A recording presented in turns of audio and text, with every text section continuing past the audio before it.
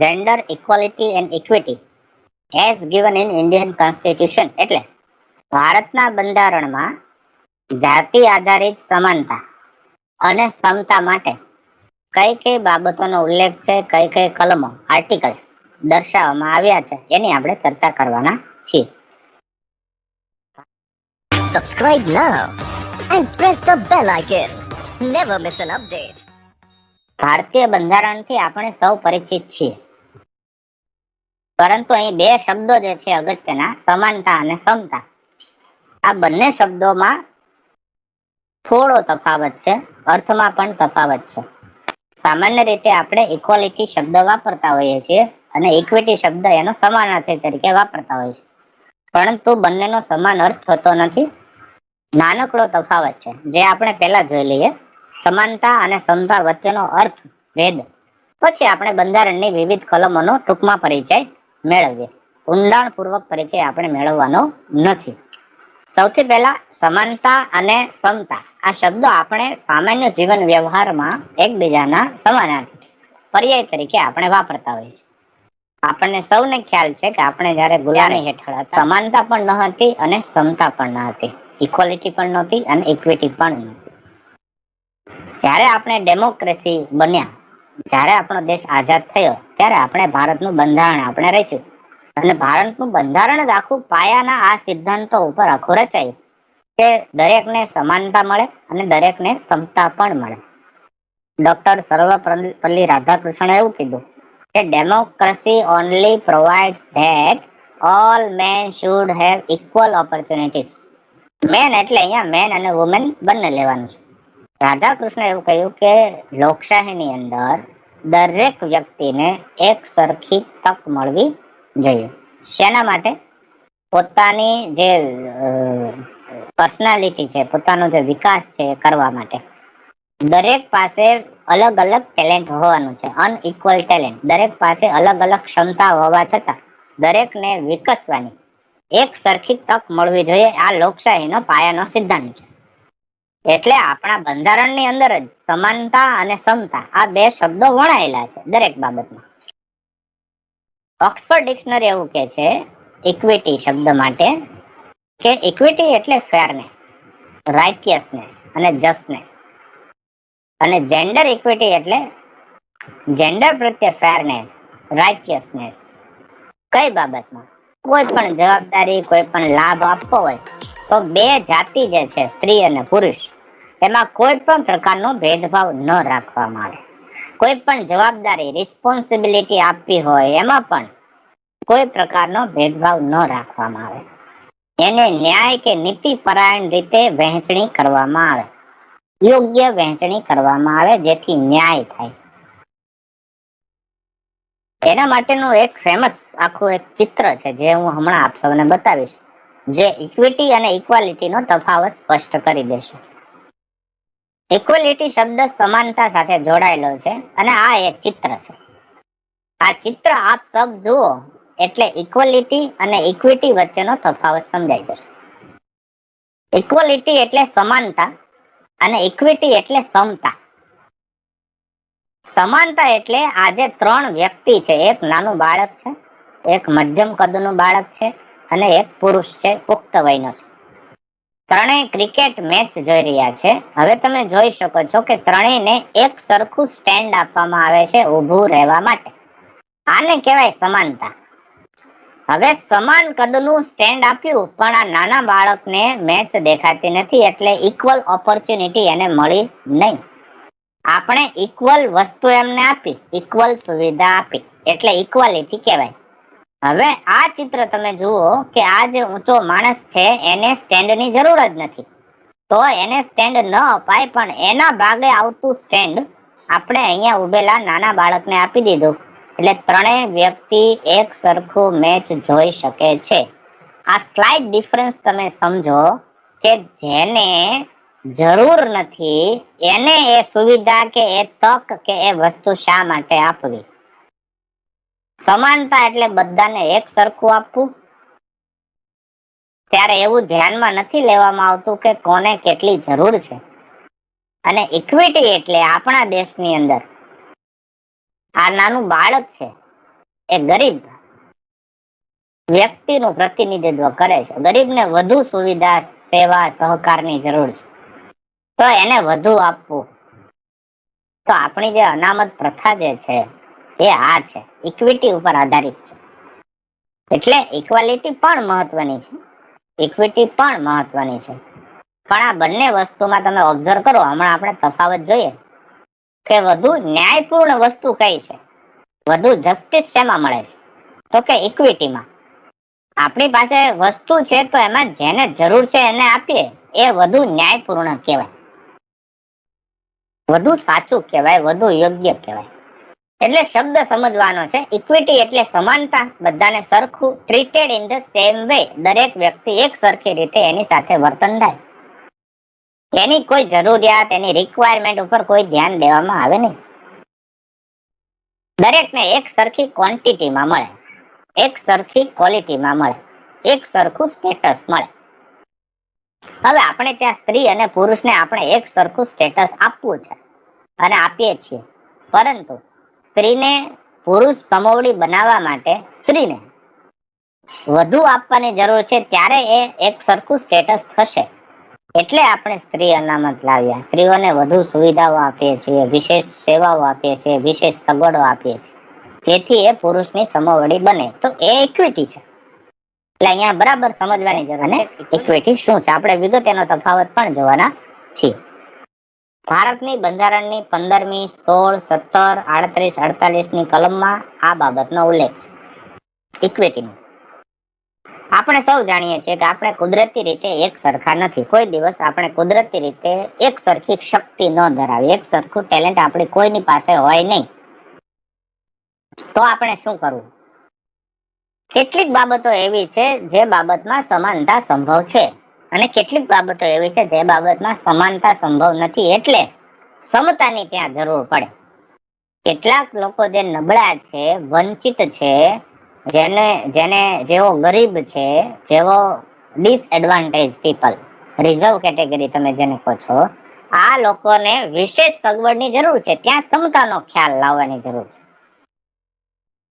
એમને વિશેષ સુવિધાઓ, એમને વિશેષ અધિકાર આપવાની જરૂર છે. સ્ત્રીઓના ઘણા કાયદાઓ છે જે સ્ત્રીઓને વિશેષ અધિકાર આપે છે, કેમ કે એમને જરૂર છે. તો એ સમતાનો ખ્યાલ છે.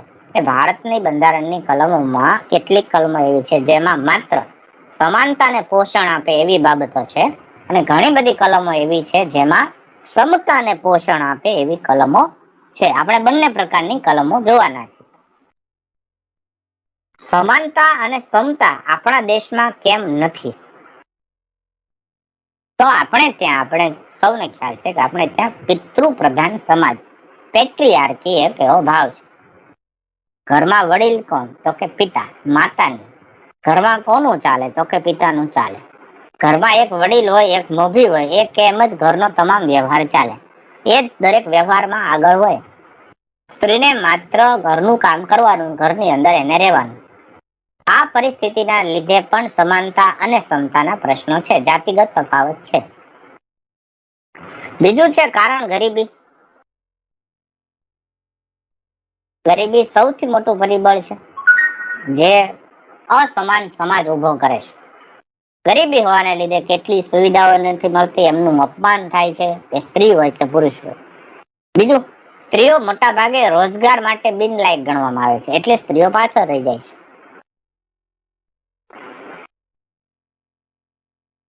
સ્ત્રીઓ સામેની હિંસા, ઘરેલું હિંસા, કોઈ સ્ત્રી અને પુરુષ સમાનતાની વાત કરે તો એનો અવરોધ, એનો વિરોધ કરવામાં આવે. આપણે ત્યાં ઘરેલું હિંસાના બનાવો પણ ખૂબ બને છે. સ્ત્રીઓ સામે બળાત્કાર થવા, સ્ત્રીઓ સાથે મારઝૂડ થવી, આવી ઘટનાઓ ખૂબ બને છે. કેટલીય ઘટનાઓ એવી છે જે બહાર આવતી નથી. શિક્ષણમાં પણ અસમાનતા હજુ પણ જોવા મળે છે. કન્યા કેળવણી માટે આપણે ખૂબ પ્રોત્સાહન આપ્યું છે, પણ પુરુષોને ભણવા માટે જેટલી તક મળે છે એટલી જ તે કન્યાઓને ભણવા માટેની ઓપોર્ચ્યુનિટી, તક મળે છે.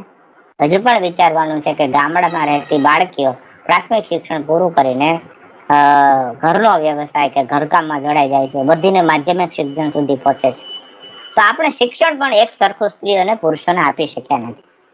સ્ત્રીઓને એટલું સન્માન કે સામાજિક રીતે મોભો નથી આપી શક્યા, સામાજિક રીતે એને લાભો નથી મળતા.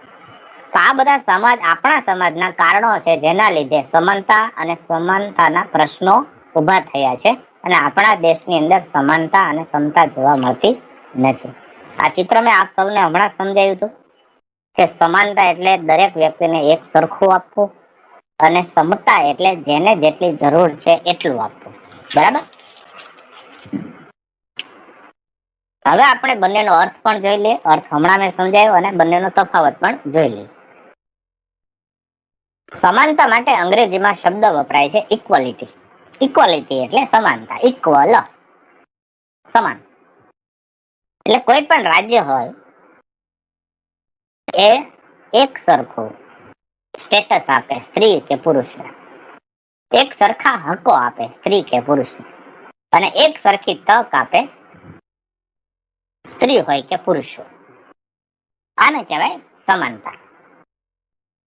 સમાનતાનો જે ખ્યાલ છે એ ક્યાંથી આવ્યો?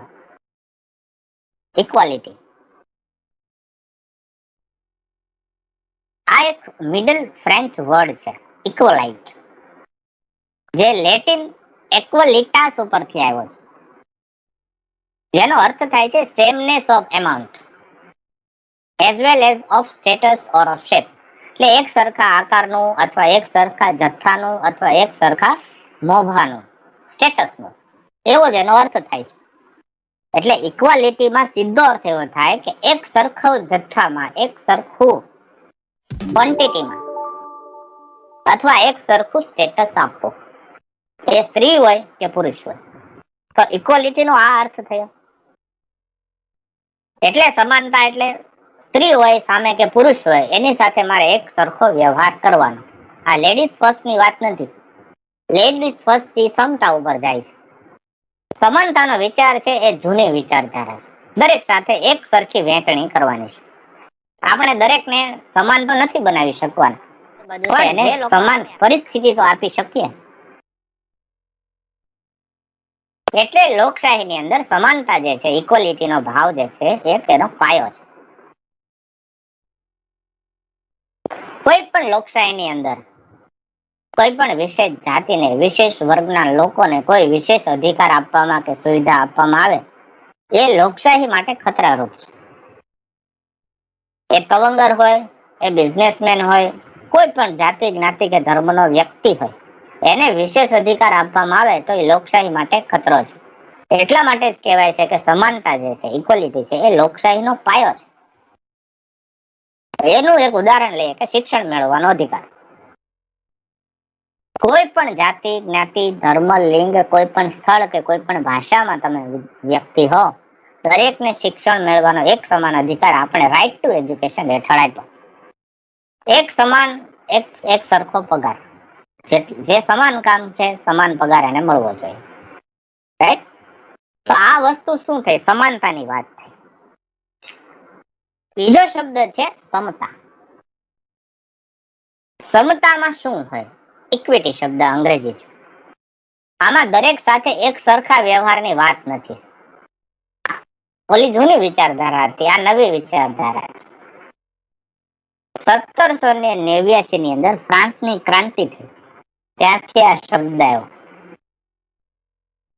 જ્હોન લોક દ્વારા આ શબ્દ ઉપર ભાર મૂકવામાં આવ્યો. લેટિન શબ્દ છે એક્વિસ, ઇવન અને ફેર. આપણે નથી કહેતા આ વસ્તુ ફેર નથી, એટલે ન્યાયપૂર્ણ નથી, આ વસ્તુ યોગ્ય નથી, આ વસ્તુ જસ્ટિસ નથી. ચિત્રમાં તમે જુઓ કે 3 વ્યક્તિને ઇક્વાલિટીમાં એક સરખું સુવિધા આપવામાં આવે છે, તો આ ન્યાય નથી. કારણ કે આ બાળકને જે સુવિધાની જરૂર હતી એને આપણે ન આપી શક્યા, તો આ ન્યાયપૂર્ણ ફાળવણી ન કહેવાય.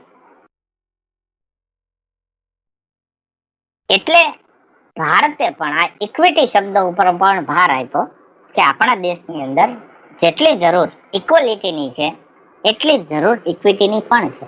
હું કેટલાક ઉદાહરણ આપીને તમને સમજાવું. 100 રૂપિયા આપણી પાસે હોય અને આપણી સામે 10 વ્યક્તિ હોય તો એ 10 વ્યક્તિને આપણે 10 રૂપિયા વેચીએ તો એને ઇક્વાલિટી, સમાનતા કહેવાય, સમાન વહેંચણી કરી કહેવાય. પરંતુ એ 100 રૂપિયામાંથી આપણે એક વ્યક્તિને 20 રૂપિયા આપીએ, બીજા વ્યક્તિને 50 રૂપિયા આપીએ, ત્રીજા વ્યક્તિને ધારો કે 28 રૂપિયા આપીએ અને ચોથા વ્યક્તિને 2 રૂપિયા આપીએ, બાકીના વ્યક્તિને જરૂર જ નથી એટલે કાંઈ ન આપીએ.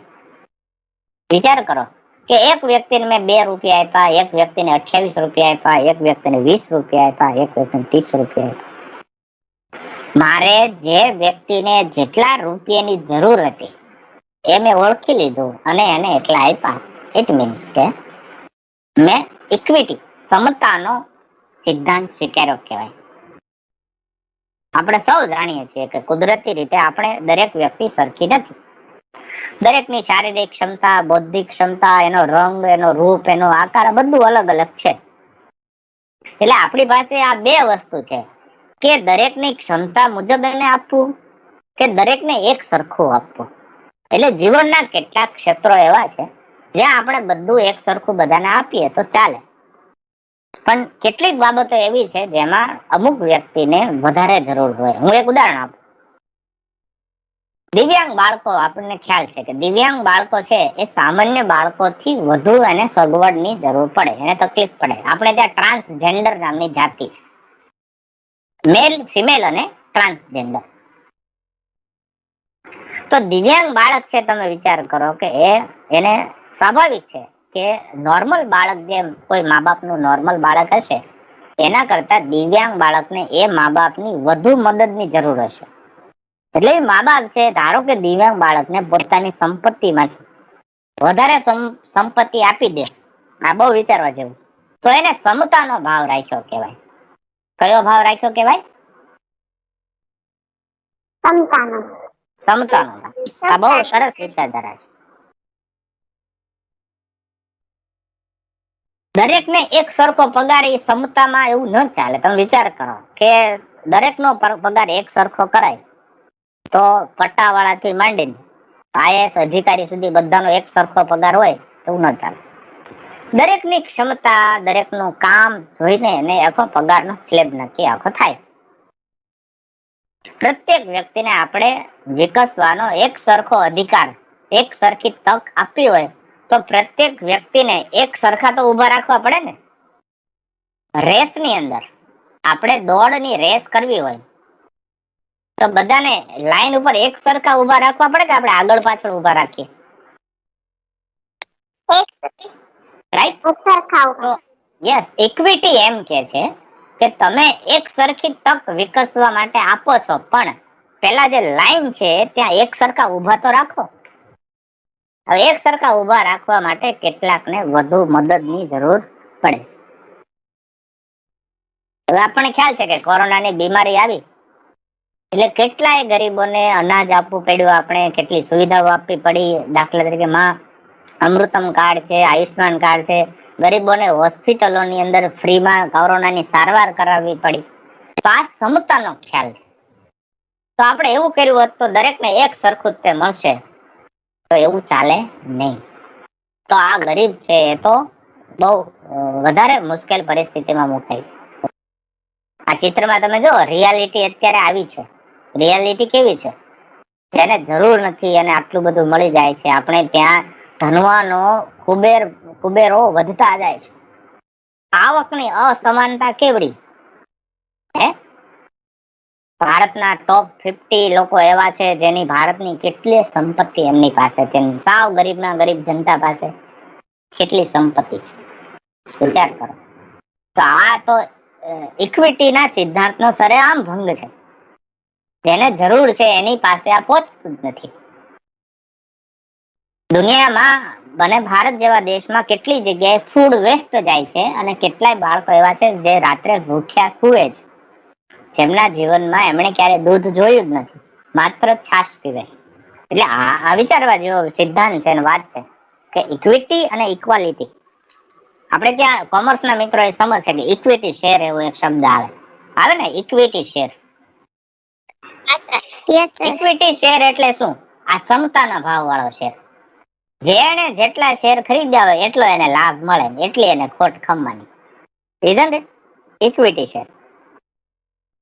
રાઈટ? એટલે આમાં સીધી વાત એવી જ થઈ કે જેને જેટલી જરૂર છે એટલી વાત, આખી આ ક્ષમતા અને એનો ખ્યાલ રાખો. એટલે આ તફાવત આપણે ફટાફટ જોઈ લઈએ. હવે થોડીક ઝડપ રાખીએ કે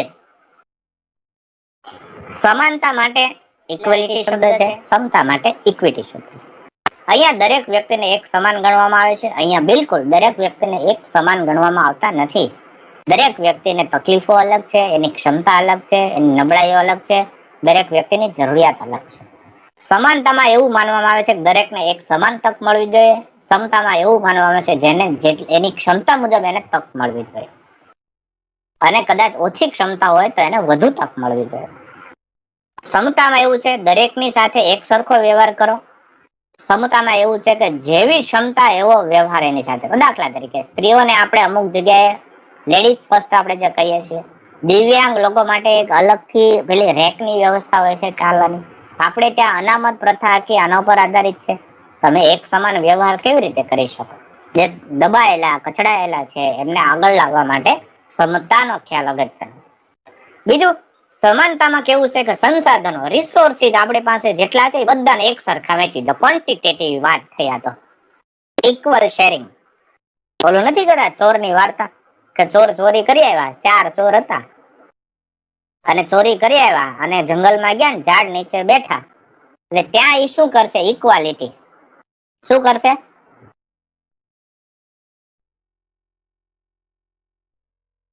ચોર છે એ શું કરશે? ઇક્વાલિટી કરશે. જંગલ નીચે ઝાડ નીચે બેસશે અને જેટલું ચોરી કરીને લાવ્યા છે એ બધું એક સરખા ભાગે વેચી લેશે. પણ એમાં સમતા ક્યારે આવે?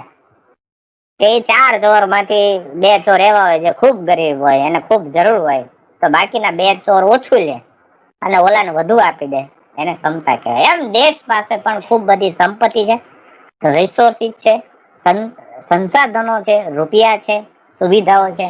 તો જે વ્યક્તિને જેટલી જરૂર હોય એ મુજબ આપણે વહેંચવા જોઈએ. એટલે અહીંયા છે ને ન્યાયપૂર્ણતાની વાત છે, ફેરનેસની વાત છે, જસ્ટિસની વાત છે, પક્ષપાત નથી રાખવાની વાત છે. ઇમ્પોર્ટન્ટ. જ્યારે અહીંયા સેમનેસની વાત છે, બધા સરખા. રાઈટ? અહીંયા તો પક્ષપાત રાખવાનો છે, ઈ પોઝિટિવ પક્ષપાતની વાત છે. અને જો હકારાત્મક ભેદભાવ એવો શબ્દ વાપર્યો. આમાં કોઈ જરૂરિયાતના આધાર ઉપર નથી હોતું. ક્ષમતામાં જરૂરિયાતના આધાર ઉપર વહેંચણી હોય છે. સંખ્યાત્મક જથ્થો ધ્યાનમાં લેવાય કે હમણાં જો દાખલા તરીકે દરેક ખેડૂતના ખાતામાં 2-3 હજાર રૂપિયા એક સાથે બધાને જમા થયા. એ સંખ્યાત્મક જથ્થો છે, એક સાથે બધાને એક સરખું દેવું. રાશન કાર્ડ છે દાખલા તરીકે, અમુક ક્વોન્ટિટી નક્કી કરી છે તો બધાને એક સરખું દેવું. It is equality. આ બાજુ આ આખી ગુણાત્મક બાબત છે. અનામત પ્રથા છે એ કોઈ ક્વોન્ટિટેટિવ બાબત નથી, સંખ્યાત્મક બાબત નથી. હવે વિચાર કરો કે અનામત પ્રથાની અંદર શું હોય કે ગુણાત્મક બાબત, કે બાળકો જે છે, જે કચડાયેલા છે, દબાયેલા છે, વર્ષો સુધી જેમની સાથે અન્યાય થયો છે, એક આવી એક અન્યાયનો જે ભાવ છે એ દૂર કરવાની વાત છે. એટલે આ એક હકારાત્મક ભેદભાવ છે અને આ એક નેગેટિવ ભેદભાવ થાય. કેવી રીતે? તો કે બધાને એક સરખું તમે આપી દીધું તો કોઈકના મનમાં તો એવું થશે કે મને ઓછું મળ્યું, મારે જરૂર વધારે હતી. રાઈટ? સમાનતા એક પરિણામ નિપજ થઈ અટકી જાય છે. એટલે એકવાર વેચી દીધું એટલે મુદ્દો પૂરો થઈ ગયો. સમતા છે ને એક પ્રક્રિયા છે, સતત ચાલ્યા કરે. એટલે આટલા વર્ષોથી આપણે અનામત પ્રથા હજી સુધી બંધ નથી કરી શક્યા, કારણ કે સમતાનો ભાવ જે છે ને એ એન્ડલેસ છે. આને કોઈકને જરૂરિયાત ઓછી હતી આપણે પૂરી કરી, તો આની જરૂરિયાત વધી ગઈ હોય, તો આ નબળો પડી ગયો હોય, તો આ નબળો પડી ગયો હોય. એટલે આ એક સમતા છે ને એક પ્રક્રિયા તરીકે ચાલ્યા કરે. સમતાનો ઉદ્દેશ જ એવો છે કે એક માનવીય ગૌરવ મળે, એને ન્યાય મળે, એને અધિકારો મળે. માનવ અધિકારની વાત જ આ છે. હવે તમે વિચાર કરો, એક આપણે ત્યાં તો ગુનેગાર છે એને પણ અધિકારો આપેલા છે, માન સન્માન. આપણે ત્યાં જે હક છે બધા, એ બધું સમતાના આધારે છે. સમાનતાનો ઉદ્દેશ કોઈ ન્યાય આપવાનો કે સન્માન આપવાનો નથી. સમાનતાનો ઉદ્દેશ એવો છે કે બધાને એક સરખું આપી દે. આપણી પાસે જે છે એ બધાને એક સરખું આપી દે. રાઈટ? બંધારણમાં શું કેટલી કલમો એવી છે જે સમતા માટે છે, જે સમાનતા માટે છે, બે પ્રકારની કલમો છે. મહત્વ જીવનમાં બેયનું છે. કાયદાની નજરમાં મહિલાઓ અને પુરુષોને સમાન અધિકાર હોવા છતાં આપણો જે રૂઢિચુસ્ત સમાજ છે એમાં મહિલાઓ વિશે લોકોના મનમાં પણ હજી બેવડી માનસિકતાઓ છે. એટલે આજે પણ પુરુષો જેવા અધિકારો સ્ત્રીઓને મળ્યા હોવા છતાં વાસ્તવિકતામાં એટલા બધા અધિકારો જોવા મળતા નથી. વાસ્તવિકતા કંઈક જુદી જ હોય છે. એટલે 26 ઓગસ્ટે મહિલા સમાનતા દિવસ ઉજવવામાં આવે છે, વુમન્સ ઇક્વાલિટી ડે. સમાનતાની વાત કરીએ ત્યારે હું બંને જાતિની વાત કરું છું, એટલી સ્ત્રી સમાનતાની વાત નથી. સમાનતા બે બાજુ હોય છે. એટલે મહિલાઓના હક માટે અમેરિકાની અંદર જે પહેલો અવાજ ઉઠેલો એનું એક ઉદાહરણ આપું કે અમેરિકામાં મત આપવાનો અધિકાર પણ મહિલાઓને નહોતો.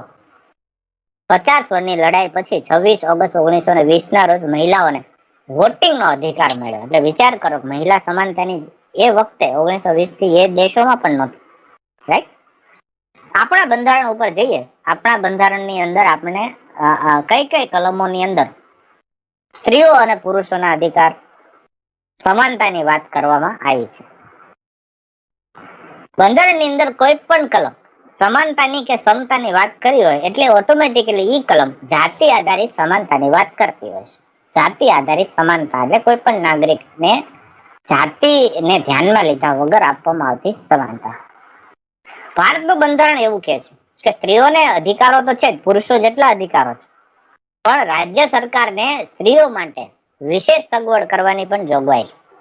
આર્થિક, સામાજિક, શૈક્ષણિક વિકાસ થાય એના માટે રાજ્યમાં મહિલાઓના વિકાસ માટે વિશેષ જોગવાઈઓ કરવાનું પણ બંધારણની અંદર ઉલ્લેખ છે. એટલે સમાનતા પણ છે એક બાજુ, અને એક બાજુ એવું પણ કહે છે કે સ્ત્રીઓ માટે વિશેષ જોગવાઈઓ પણ કરો. એટલે એક બાજુ સમતાની પણ વાત છે, રાઈટ? એટલે આપણું બંધારણ આવું વિશિષ્ટ વાત કરે છે. હવે આપણે બધી જ કલમો જોઈએ. ભારતના બંધારણની કલમ ક્રમમાં જ જોઈએ. આપણે આગળ 14, 15, 16, 17 આગળ ક્રમ છે એ મુજબ આપણે ચાલશું. ઘણી બધી કલમો છે. કલમ 14 સમાનતાનો અધિકાર આપણે સૌ જાણીએ છીએ. Provides for equality before the law. કોઈ પણ કાયદાની સામે બધા જ સરખા. એ કોઈ પણ પદ ઉપર હોય, કોઈ પણ તવંગર હોય, ખૂબ પૈસાદાર હોય અથવા ખૂબ ગરીબ હોય, એ સ્ત્રી હોય કે પુરુષ હોય, એ આ રાજ્યમાંથી કે આ જાતિનો હોય, આ ધર્મનો હોય, they are equal before the law, equal protection of the laws within the territory of India. ભારતમાં તમામ લોકો એક સમાન છે. કોઈ પણ વ્યક્તિ ધર્મ, જાતિ, જ્ઞાતિ કે જન્મનું સ્થળના આધારે ભેદભાવ કરી શકશે નહીં. આથી આ આર્ટિકલ થી સ્ત્રીઓને પણ સમાન દરજ્જો ઓટોમેટિકલી મળી જાય છે પુરુષની સાથે. એટલે આ સમાનતાની વાત છે. પુરુષની સમકક્ષ તમામ કાર્યો એ કરી શકશે, પોતે મત આપી શકશે, કોઈ પણ જગ્યાએ એપ્લાય કરી શકશે, કોઈ પણ જોબ કરી શકશે. આખું જ બંધારણીય અધિકાર છે એમને. એટલે ઓટોમેટિકલી 14મી કલમ છે એ ઇક્વાલિટી માટે છે. આ કલમના લીધે જે કઈ પણ શોષણ થાય છે સ્ત્રીઓનું, જાતીય શોષણ થતું હોય, જાતિ કે જ્ઞાતિ આધારિત શોષણ થતું હોય, એક સરખો પગાર, વેતન ન આપવામાં આવતું હોય, સરકારી જે સુવિધાઓ છે એ સ્ત્રીઓને વંચિત રાખવામાં આવતી હોય અથવા પુરુષોને વંચિત રાખવામાં આવતી હોય, સ્ત્રીઓ સરકારની સેવાઓમાંથી બાકાત રાખવામાં આવતી હોય, આ બધી બાબત આ બંધારણની આ કલમની વિરુદ્ધ કહેવાય. આ જ કલમમાં આગળ વધીએ 15(1), 15(2), 15(3), આમ કન્ટિન્યુ બધી કલમો એની જ છે કે રાજ્ય કોઈ પણ નાગરિક વિરુદ્ધ ફક્ત ધર્મ આ છે કે જાતિ આ છે કે આ જ્ઞાતિનો છે કે આ લિંગ એટલે મેલ છે કે ફિમેલ છે કે આ જગ્યાએ જન્મેલો છે એના આધારે કોઈ પણ રાજ્ય ભેદભાવ કરી શકશે નહીં. સ્ત્રીને માત્ર એ સ્ત્રી છે એટલે એની સાથે ભેદભાવ કરી શકશે નહીં. રાજ્યમાં નાગરિક પુરુષ હોય કે સ્ત્રી હોય, એક સમાન નાગરિક તરીકે રાજ્ય એની સાથે વર્તન કરશે એઝ અ સ્ટેટ. સ્ત્રીઓને પણ પુરુષ જેવા જ હક્કો આપવામાં આવશે. કોઈ પણ પબ્લિક પ્લેસ ઉપર તમે એમ કહો કે ભાઈ સ્ત્રીઓને પ્રવેશ નહીં અથવા પુરુષોને પ્રવેશ નહીં, ધેટ ઇઝ નોટ અલાઉડ, અટકાવી શકાય નહીં. કોઈ પણ જાહેર સ્થળોમાં સ્ત્રી હોય કે પુરુષ હોય, આમાંથી કોઈ પણ બાબતને ધ્યાનમાં રાખીને તમે એને પ્રવેશ માટે અટકાવી શકો નહીં. પેલા તો ગામડે ગામડે કુવા હતા, તો આ કુવો આનો છે, આ કુવો આનો છે, અહીંયા આમને નહીં આવવાનું એવું હતું, એવું ન કરી શકે. અમુક હોટેલોમાં આ જાતિ આ જ્ઞાતિના ન આવવા દેવા એવું ન કરી શકાય. અમુક દુકાનોની અંદર, અમુક દરિયાકાંઠે, અમુક ઘાટ, અમુક ટાંકાઓ, રસ્તાઓ, રોડ રસ્તાઓનો ઉપયોગ ન કરી શકે, અહીંથી નહીં ચાલવાનું. તો આવું આપણે કરી શકીએ નહીં. We can not do this. અંદર 3 ની અંદર પણ એ જ વાત છે, પણ એમાં વિશેષ સગવડ આપવાની વાત છે. એટલે આપણે જોઈએ છીએ સમતા ઉપર. રાજ્ય સરકારે મહિલાઓ અને બાળકોની તરફેણમાં કોઈ ખાસ જોગવાઈ કરવી, સેવા કે સગવડની જરૂર છે. એટલે આપણે કન્યા કેળવણી, બેટી બચાવો, બેટી પઢાઓ, સ્ત્રી ભ્રૂણ હત્યા, સ્ત્રીઓને દહેજ પ્રથાની સામે રક્ષણ, ઘરેલુ હિંસા સામે રક્ષણ, સ્ત્રીઓને પ્રોપર્ટીમાં ઇક્વલ રાઇટ્સ, સ્ત્રી અનામત દરેક જગ્યાએ, રાઈટ, જોબ થી માંડીને દરેક જગ્યાએ. મહિલાઓ માટે વિશેષ તમે જુઓ પ્રોપર્ટી ટેક્સ ની અંદર વિશેષ છૂટ આપવામાં આવે. મહિલાઓ માટે ઇવન એસટી બસ ની અંદર રિઝર્વ સીટ હોય, એ ખ્યાલ છે તમને બધાને? મહિલાઓના વિકાસ માટે તમે જુઓ કે મહિલાઓને સિલાઈ સીવણનું કામ કરવું, એના માટે વિશેષ લોન. હવે મહિલા કોઈ લોન લે તો એની વ્યાજની ટકાવારી ઓછી રાખવામાં આવે, પુરુષ લોન લે તો એની ટકાવારી અલગ હોય. વિચાર કરો તમે. કન્યા કેળવણીને પ્રોત્સાહન આપવા માટેની આ વિશેષ સગવડો એ સરકાર માટે એ આ ક્ષમતાનો ખ્યાલ છે કે એને આગળ લાવવાની છે. આપણો લિટરસી રેટ જે છે 2011 ની વસ્તી ગણતરી મુજબ જુઓ તો મેલ અને ફિમેલ વચ્ચે ડિફરન્સ છે. લિટરસી રેટમાં ડિફરન્સ છે. એ ડિફરન્સ આપણે દૂર કરવાનું છે. એટલે આર્ટિકલ 15(3) છે એ ક્ષમતા રિલેટેડ છે. એટલે હું ફરીવાર કહું છું કે કેટલીક કલમો એવી છે જે સમાનતા સાથે રિલેટેડ છે, મહત્વ બેયનું છે, અને કેટલીક કલમો એવી છે જે ક્ષમતા સાથે રિલેટેડ છે. આર્ટિકલ 16 તમામ નાગરિકો માટે સમાન તક આપવાની, રોજગારીની, કોઈ પણ જગ્યાએ અપોઇન્ટમેન્ટની એક સમાન તક. એવું નહીં કે આ સ્ત્રી છે, પુરુષ છે, કે આ જાતિનો છે, આ ધર્મનો છે, કે આ પ્રજાનો છે, એને અપોઇન્ટમેન્ટમાં પ્રાયોરિટી આપવી. આવી ક્યાંય જાહેરાતમાં ક્યાંય એવું લખ્યું છે? નહીં. રાઈટ? કે એને અપોઇન્ટમેન્ટમાં પ્રાયોરિટી. તો આ ક્ષમતાની વાત છે. બંધારણ 17મી કલમ તો કેટલી સરસ છે કે અસ્પૃશ્યતા. ગાંધીજી જેની વિરુદ્ધ ખૂબ લડ્યા, એ અસ્પૃશ્યતાનું નિવારણ કરવાનું છે. તો એમાં સ્ત્રી પુરુષ બંનેની સમાનતાની વાત આવે જ છે. એને સ્પર્શ ન કરવો એ વાત કેટલી ખોટી હતી, રાઈટ? તો બંધારણ 16 ની જે કલમ છે એ રોજગારીમાં ધર્મ, પ્રજા, જ્ઞાતિ, જાતિ, વંશ, જન્મસ્થળને આધારે કોઈ પણ ભેદભાવ રાખી શકે નહીં. કોઈ પણ જાહેર નોકરી હોય તો એ રાજ્ય નોકરીની અંદર પ્રાથમિકતા કોઈને આપી શકાય. એક વસ્તુ ખરી છે કે બંધારણમાં એવી જોગવાઈ કરી શકાય કે ગુજરાતમાં રહેતા જે લોકો છે એને ગુજરાતમાં જે જોબ આવે તો એમાં ગુજરાતના પ્રાયોરિટી આપવામાં, એટલે જે તે રાજ્ય જે તે સ્થાનીય લોકોને પ્રાયોરિટી આપી શકે છે. એ અલગ વસ્તુ છે. આર્ટિકલ 19 બહુ સરસ છે. એમાં ઘણા બધા અધિકારો આપવામાં આવે છે, રાઇટ્સ, રાઈટ? એટલે આ બધા જ અધિકારો જે છે કોને આ બધા જ અધિકારો મળશે. આ બધી અધિકારો છે એમાં તમે જુઓ કયા અધિકારો. એક તો વાણીનું અને અભિવ્યક્તિની સ્વાતંત્રતા બહુ સરસ છે. ફ્રીડમ ઓફ સ્પીચ અને એક્સપ્રેશન આપણા દેશ જેવું તમને વિદેશમાં ક્યાં મળે. શાંતિપૂર્ણ રીતે હથિયાર વિના ભેગું થવાની છૂટ. ક્યાં 144મી કલમ નથી તમને કોઈ કહે કે 5 જણ ભેગા છે હાલો નીકળો ઘરે જાઓ, એવું નહીં.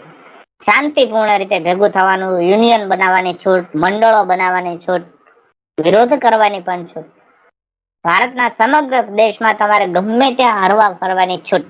કોઈ પણ રાજ્ય તમને એન્ટર કરવામાંથી ના પાડી શકે નહીં, કેમ કે તમે ભારતના અખંડ ભારતના એક નાગરિક છો. આ તો કેટલું સરસ છે. ભારતના પ્રદેશમાં કોઈ પણ ભાગમાં તમે રહી શકો છો, સ્થાયી થઈ શકો છો. આપણો ગુજરાત રાજ્ય લે તો આમાં પંજાબી લોકો પણ રહે છે, મહારાષ્ટ્રના લોકો પણ રહે છે, બેંગાલી લોકો પણ રહે છે, સાઉથ ઇન્ડિયનના લોકો પણ મોજથી રહે છે. ભારત દેશના કોઈ પણ પ્રદેશમાં you can settle, you can decide, right? F omit થઈ ગઈ છે. જી, to practise any profession, to carry on any occupation. કોઈ પણ પ્રકારનો ધંધો, વેપાર, વ્યવસાય કરી શકો છો. કોઈ પણ એમાં કોઈ ઇજારો નથી. કોઈ એમ કે આ ધંધો અમારો ઇજારો છે તમે આ ના કરો, કોઈ કોઈને કોઈ પ્રકારનો ધંધો કરવાની ના પાડી શકે નહીં.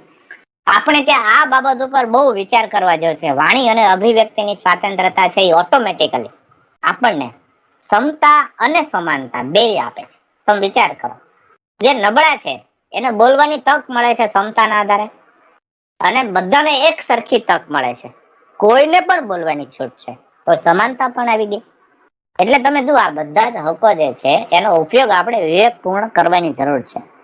આ બધા જ હક છે એનો ઉપયોગ બધાય કરવો જોઈએ, પણ એમાં ખાસ ધ્યાન રાખવાની એ જરૂર છે કે રાષ્ટ્રની અખંડિતતા, રાષ્ટ્રની એકતાને જોખમ ઊભું થાય, અનૈતિક કામ કરવાનું હોય આમાં એ ન થાય. કોઈ અશ્લીલ વાત તમે ફેલાવો, અશ્લીલતા ફેલાવો સમાજની અંદર, જાહેર મિલકતને નુકસાન કરો, જાહેર જનતાને તમે દેશ વિરુદ્ધ ઉશ્કેરો, કોર્ટની જે આખો કોર્ટ હોય, કોર્ટ એને જે તમે કોર્ટે જે નિર્ણય આપ્યો હોય એને તમે અવમાનના કરો, અને આંતરરાષ્ટ્રીય સંબંધોમાં તમે દખલ કરો, આપણા દુશ્મન રાષ્ટ્ર હોય એની સાથે તમે મિલી ભગત કરો, તો એ તમારો વાણી કે અભિવ્યક્તિના સ્વાતંત્ર્યમાં ન આવે, એ સંગઠન કે યુનિયન બનાવવામાં ન આવે. તો આર્ટિકલ 19 બહુ સમજવા જેવું છે. આર્ટિકલ 19 માં આપેલા તમામ સ્વાતંત્ર્યનો આપણે સૌએ વિવેકપૂર્ણ ઉપયોગ કરવો જોઈએ, જે સમાનતા અને સમતા બંને જાતિને આપે છે. આર્ટિકલ 21 આપણને ખ્યાલ છે કે જીવન અને વ્યક્તિગત સ્વતંત્રતાનો અધિકાર આપે છે. અને તમને ખ્યાલ હોય તો આ જ આર્ટિકલ 21 અંતર્ગત રાઇટ ટુ એજ્યુકેશન આવ્યો. બધાને ખ્યાલ છે? Right to education, right to food, Yes, sir. Right to yes, education right to 2009. Privacy, yes, right to healthy environment, right to shelter, right to medical care. આ બધા જે article 21 માંથી આવ્યા છે, કારણ કે આ બધા આપણને જીવવા માટે જોડાયેલા છે. મને જીવવાનો અધિકાર છે. કાયદા દ્વારા સ્થાપિત પ્રક્રિયા જે છે એને અનુસર્યા વગર કોઈ પણ રાજ્ય કોઈ પણ વ્યક્તિનું જીવન છીનવી શકે નહીં, કોઈ પણ વ્યક્તિને મૃત્યુદંડ ન આપી શકે, કોઈ પણ વ્યક્તિગત સ્વતંત્રતા ઉપર તરાપ ન મારી શકે. આ બધાના હક છે. રાઇટ ટુ પ્રાઇવસી તો કેટલો ફેમસ હક છે.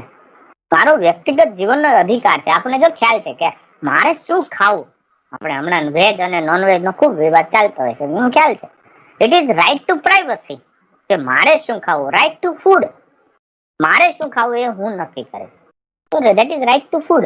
એટલે એ વિચારવા જેવું છે. બટ ફરી વખત એ જ વાત કે આનો વિવેકપૂર્ણ ઉપયોગ, બંધારણમાં આપેલા જેટલા પણ કાયદા કાનૂન છે એનો હંમેશા આપણે વિવેકપૂર્ણ ઉપયોગ કરવાની જરૂર છે, જેથી કોઈ અન્યની લાગણી આપણે દુભાય એવું કાર્ય કરવાનું થતું નથી. રાઈટ. આર્ટિકલ 22, કોઈ પણ ગુનેગારની ધરપકડ થાય તો એનો જે અધિકાર છે એ બહુ અગત્યનો છે. કોઈ પણ વ્યક્તિની ધરપકડ થાય તો એને પૂછવાનો અધિકાર છે કે મારી ધરપકડ શા માટે થઈ. એને એના વકીલને મળવાનો અધિકાર છે. કોઈ પણ વ્યક્તિની ધરપકડ થાય તો 24 કલાકની અંદર મેજિસ્ટ્રેટની સામે વ્યક્તિને હાજર કરવો પડે. 24 કલાકની અંદર તમે મેજિસ્ટ્રેટ સામે હાજર કરો અને મેજિસ્ટ્રેટ જો એમ કે આમને હજુ વધારે જ્યુડિશિયલ કસ્ટડીમાં રાખો, તો એ કસ્ટડી મેજિસ્ટ્રેટ કે તો જ તમે એને કસ્ટડીમાં રાખી શકો, અધરવાઇઝ નહીં. એટલે ગુનેગાર છે એના પણ અધિકારો છે. તમે વાત યાદ કરો કે ચોરી ચોરા જે આખો કાંડ થયો હતો, તો જે રોલેટ કાયદો જે આવ્યો હતો, તમે વિચાર કરો કે અંગ્રેજો એવો કાયદો લાવ્યા હતા કે ભાઈ કોઈ પણ પ્રકારના ગુનેગારને કોઈ પણ પ્રકારના અધિકાર આપ્યા વગર દેશની અંદર સરકારના અધિકારીઓ કોઈને પણ ક્યારે પણ અરેસ્ટ કરી શકે છે, કોઈ પણ કારણ આપ્યા વિના, અને જેલમાં રાખી શકે છે. તો આ જે કાયદો હતો, આ આપણો આર્ટિકલ 22 છે, એ કેટલો સરસ છે કે બિન અધિકૃત કોઈની ધરપકડ અને અટકાયત ન થાય. એટલે આર્ટિકલ 22 એના માટે. 23 અને 24 શું કહે છે? હ્યુમન ટ્રાફિકિંગ ન કરવું. વેટ પ્રથા, આપણે ત્યાં ગુલામી પ્રથા હતી, એ આનાથી બંધ થાય છે. દેહ વ્યાપાર જે થાય છે એ બંધ કરવાની વાત છે. બાળને મજૂરી, 14 વર્ષથી નાના બાળકો હોય એને ભયાનક મજૂરીના કામમાં રાખી શકાય નહીં. ફેક્ટરીમાં, માઇનિંગની અંદર, ડેન્જરસ પ્લેસીસ ને ઇલેક્ટ્રિકલ વર્ક હોય એમાં ક્યાંય જેના સ્વાસ્થ્યને નુકસાન કરવાનું એવી જગ્યાએ બાળકોને રાખી શકાય નહીં. આ શોષણ વિરુદ્ધનો અધિકાર છે. આવું શોષણ કોઈનું કરી શકાય નહીં. એટલે તમે વિચાર કરો, આ પણ એક સમાનતા અને સમતા બંનેને પોષક કાયદો છે. ઇવન બાળકો પાસે ભીખ મંગાવી એ પણ એક બાળ મજૂરી અંતર્ગત આવે છે. તમે એ કરી શકો નહીં. આર્ટિકલમાં છે આપણે ત્યાં. આપણી આઈપીસી ની બધી જે કલમો બને છે એ આર્ટિકલના આધારે બનતી હોય છે. બંધારણથી બહાર જઈને કોઈ આઈપીસી ની કલમ ન બની શકે. અનુચ્છેદ 25 થી 28 એવું કે છે ધાર્મિક સ્વાતંત્ર્યનો અધિકાર. આપણો દેશ એવો છે જેમાં વિવિધ ધર્મના લોકો વસે છે. એ કોઈ પણ વ્યક્તિને પોતાનો ધર્મ પાળવાની, પોતાની ધાર્મિક બાબતોનો પોતાની રીતે વહીવટ કરવાની, એ પોતાના ધર્મનો પ્રચાર પ્રસાર કરવાની, શપથ હોય ત્યાં હાજર રહેવાની સ્વતંત્રતા છે. એમાં કોઈને ના પાડી શકે નહીં. દેશ આપણો સ્વતંત્ર સેક્યુલર છે, પણ એનો અર્થ એવો નથી કે કોઈ વ્યક્તિને પોતાનો ધર્મ પાળવાની છૂટ ન આપવામાં આવે. એટલે આપણે ત્યાં પરિસ્થિતિ છે, આપણે સૌ જોઈએ છીએ કે આર્ટિકલ 25 થી 28 ના લીધે જ આપણે સૌ ધાર્મિક સુમેળ સાથે એક સાથે આપણે સૌ રહી શકીએ છીએ. આર્ટિકલ 29, 30 એવું કહે છે કે આપણને સાંસ્કૃતિક અધિકાર પણ છે અને શૈક્ષણિક પણ અધિકાર છે. પણ કોને? તો કે લઘુમતીઓને. આ એક વિશિષ્ટ વાત છે કે આપણા દેશની અંદર લઘુમતીની વ્યાખ્યા એવી કરી છે કે ભાઈ શીખ સમુદાય છે, મુસ્લિમ સમુદાય છે, ક્રિશ્ચિયન છે, જૈન સમુદાય છે, તો એને લઘુમતીના જેને અધિકારો આપવામાં આવ્યા છે એ લઘુમતીનું પણ આપણે રક્ષણ કરવાનું છે. તો આ સમતાની વાત થઈ.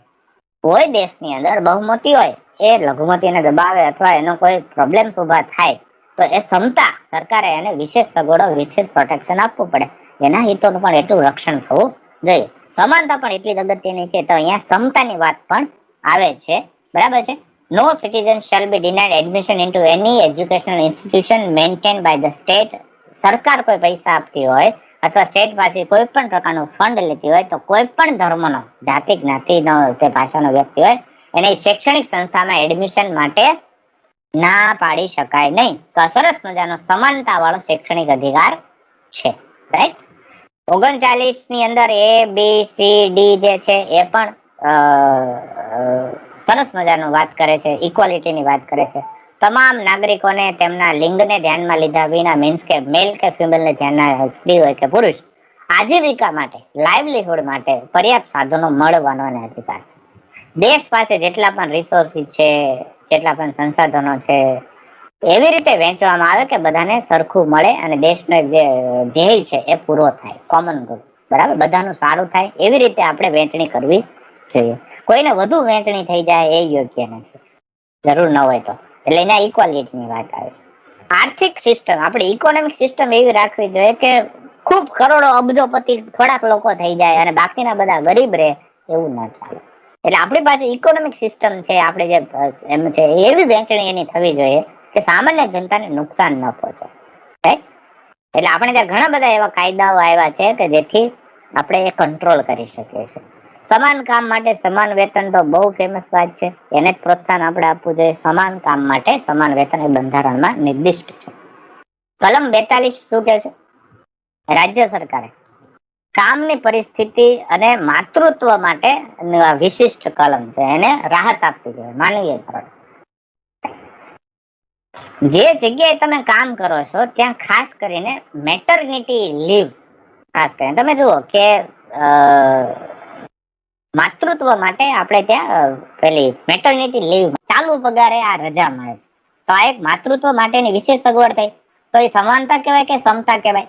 અને આર્ટિકલ 43 ની અંદર એવું કે છે આમાં કે જે જગ્યાએ તમે કામ કરો છો તેનું વાતાવરણ સરસ હોવું જોઈએ. ખાસ કરીને તમે એવી જગ્યાએ કામ કરતા, આપણે ત્યાં જો મજૂરો જે વાતાવરણમાં કામ કરે છે એ વ્યવસ્થિત વાતાવરણ, પૂરતી મજૂરી એને મળવી જોઈએ. એને પણ એ બધા જ અધિકારો મળવા જોઈએ જે એક CEO કક્ષાના અધિકારીઓને મળતા હોય છે. રાઈટ. એને એ બધી ફેસિલિટી મેળવવાનો પણ અધિકાર છે આર્ટિકલ 43 માં. 46 શું કહે છે? નબળા વર્ગના લોકોના સામાજિક, આર્થિક, શૈક્ષણિક વિકાસ માટે પ્રોત્સાહન કરવું. આ આપણી અનામત પ્રથા જે છે, તમે જુઓ કે જે લોકો સામાજિક રીતે પછાત છે, શૈક્ષણિક રીતે પછાત છે, આર્થિક રીતે પછાત છે, એમને વિશેષ સ્કોલરશીપ આપવી, એમને અનામત આપવી, એમને અપોઇન્ટમેન્ટમાં, એડમિશનમાં, ફીઝમાં, બધી જ જગ્યાએ એમને સ્કોલરશીપ આપવી, અનામત આપવી. આ સિસ્ટમ એટલા માટે છે કે સંખ્યા નબળા છે. આર્ટિકલ 46 અંદર જેમને પૂરતું ખાવાનું નથી, દાખલા તરીકે મિડ ડે મીલ કાર્યક્રમ છે શાળાની અંદર આપણે ચલાવીએ છીએ, તો પૂરતું જમવાનું પણ નથી મળતું. તો સામાજિક રીતે નબળા વર્ગના લોકો છે જેને પૂરતું જમવાનું પણ નથી મળતું. આપણે ત્યાં રાશનની સિસ્ટમ આના માટે છે. રાશન આપવામાં આવે, રાશન કાર્ડના આધારે જે રાશન આપવામાં આવે છે આ છે નબળા વર્ગના લોકોને ઉત્થાન કરવા માટેનું. આર્ટિકલ 46 માં જ કીધેલું છે. સ્ત્રીઓને શોષણ સામે અધિકાર છે, તો આપણે દહેજ પ્રથા સામે અધિકાર, ઘરેલુ હિંસા સામેનો અધિકાર, આ બધી રાજ્ય સરકાર જોગવાઈઓ કરી છે અને જોગવાઈ રાજ્ય સરકાર કરે છે. એમાં 3 તલાક પણ આવી જાય. સ્ત્રીઓ સામે થતું એક શોષણ છે, એના સન્માનને પોતે હાનિ છે, તો એ પણ એમાં આવી જાય. આર્ટિકલ 47 ની આપણે વાત કરી.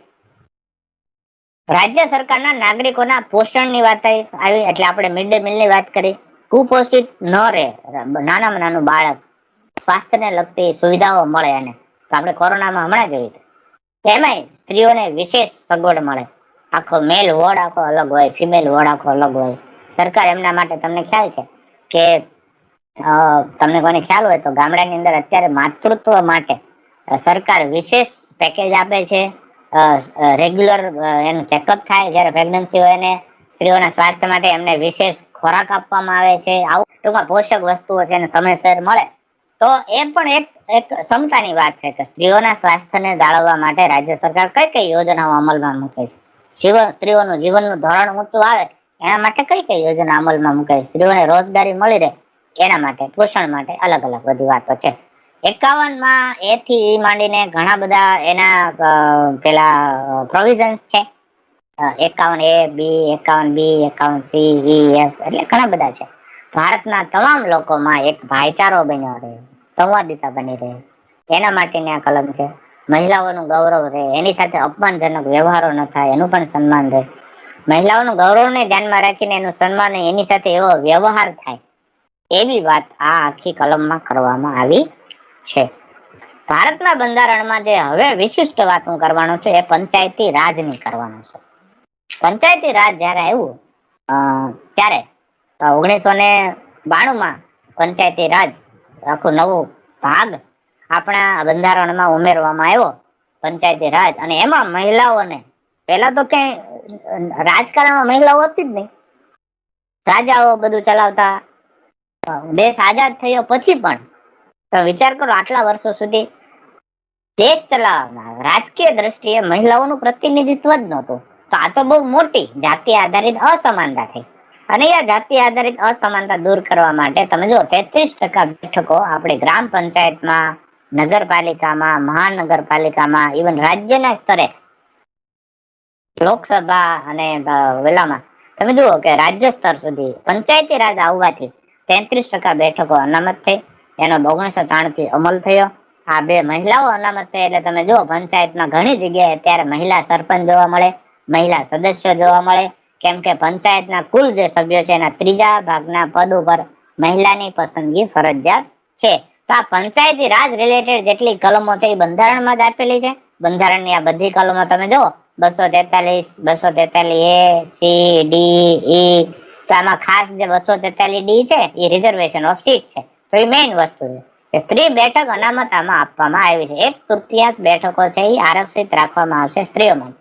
એની અંદર જ અનુસૂચિત જાતિ, અનુસૂચિત જનજાતિની મહિલાઓને પણ એમાં સમાવેશ કરવામાં આવશે. એટલે વિચાર કરો કે SC, ST ની મહિલાઓને પણ ફરજિયાતપણે એક પંચાયતી રાજની અંદર પ્રતિનિધિત્વ મળે. 243 ની D ની 4 ની કલમ અને બીજી બધી કલમો જુઓ તો કુલ જે પંચાયતની અંદર ઓફિસો હોય અલગ અલગ, કોઈ પાણીની ઓફિસ હોય, PW વર્કની ઓફિસ હોય, કૃષિની ઓફિસ હોય, એટલે એમાં પંચાયત હોય એમાં આ અલગ અલગ વિભાગ હોય. સામાન્ય વહીવટ વિભાગ હોય, સ્વાસ્થ્યનો વિભાગ હોય, સામાજિક વેલફેરનો વિભાગ હોય. તો ત્યાં પણ દરેક વિભાગની અંદર પણ અધ્યક્ષ, કુલ અધ્યક્ષ ઓફિસો પૈકી મહિલાઓ માટે અનામત 1/3 થી ઓછી ના હોવી જોઈએ એવી જોગવાઈ છે. નગરપાલિકામાં સીધી ચૂંટણીથી ભરવાની થતી કુલ બેઠકોમાં મહિલાઓ માટે અનામત બેઠકો 1/3 થી ઓછી ના હોવી જોઈએ. તો નગરપાલિકાની અંદર જોઈ લો, ગ્રામ પંચાયતની અંદર જોઈ લો, મહાનગરપાલિકાની જોઈ લો, ત્યાં પણ જેટલા પણ વિભાગો છે ત્યાં આ અનામત આપવાની આખો જે ભાગ છે 243 નો, એની અંદર આખી વાત કરવામાં આવી છે. એટલે બંધારણની અંદર જેટલી પણ વાતો કરવામાં આવી છે, આના સિવાયની પણ કલમો હશે, એની મોટા ભાગની ચર્ચા મેં અત્યારે કરી. બંધારણમાં આવેલી આ કલમોના આધારે કેટલીક આઈપીસી ની કલમો પણ આવી છે. જે આઈપીસી આપણા બંધારણનો ભાગ નથી, એના આધારે આઈપીસી ની કલમો બનતી હોય છે. એટલે હું માત્ર પરિચય માટે જ બોલું છું. આઈપીસી ની કલમ 498 છે એના મુજબ પત્ની, માતા, બહેન, સ્ત્રી કે લિવ ઇન પાર્ટનર સહિતની મહિલાઓને પુરુષો દ્વારા કોઈ પણ પ્રકારની મૌખિક, નાણાકીય, ભાવનાત્મક કે જાતીય ઘરેલું હિંસા થાય તેનો રક્ષણ મેળવવાનો અધિકાર છે આઈપીસી ની કલમ 498 મુજબ. બરાબર?